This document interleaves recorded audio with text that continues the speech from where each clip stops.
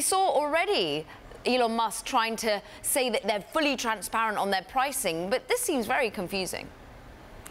Yeah, I mean, I think the goal is to streamline the online ordering for customers, and Tesla says that most customers want the standard range plus, which is a little bit more expensive, and that not that many people are actually ordering the standard range Model 3. But for a company that's whole premise was that they were going to bring a $35,000 car to a mass audience, the fact that you can no longer order that car online is suspicious. And maybe it's not suspicious, maybe they're not making money on that car, and maybe not that many customers want it, but the fact that it's not available online is just weird. You have to like physically go to the store or call if you want it.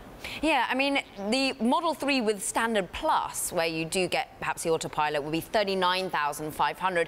This after we saw the distribution numbers come out that weren't looking as strong as possible. This is a company that needs to basically make profit from these cheaper vehicles.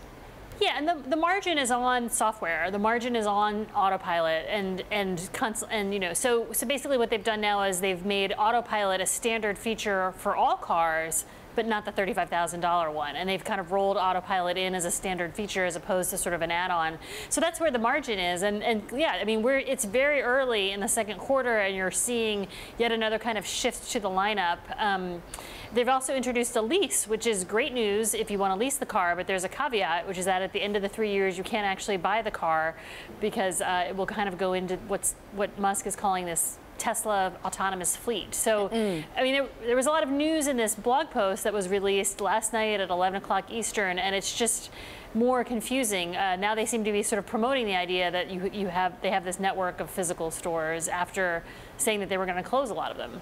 Yeah, and Elon Musk has been trying to put the record straight, going onto Twitter saying, look, other automakers change their prices constantly and substantially by varying rebates and discounts according to negotiating strength by buyer. We're transparent, we're consistent. I also thought it was interesting that he took to Twitter to try and talk up the competitive nature of Tesla versus Lyft and Uber as well, trying to remind people, as you were just saying, about the autonomous nature of this vehicle and how we're all going to be sharing them basically in the future. Oh yeah, that's going to be the big talking point of the next week or so. I mean, remember Lyft just went public, Uber just filed its S1, Tesla's having an autonomy day for investors on April 22nd, and then it reports earnings on April 24th. So after being somewhat quiet about its autopilot roadmap, we're hearing a lot about that right now.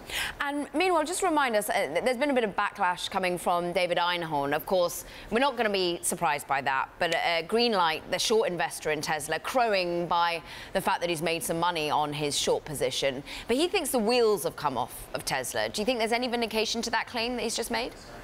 I mean, you know, I guess I take a long view of the short thesis. I mean, you can have a great, your fund can do well one quarter and not the next, and he's been somewhat, down overall. But I mean, the fact that Tesla had such poor first quarter deliveries and seems to be sort of fiddling with its lineup and pricing so early in the second quarter begs the whole demand question.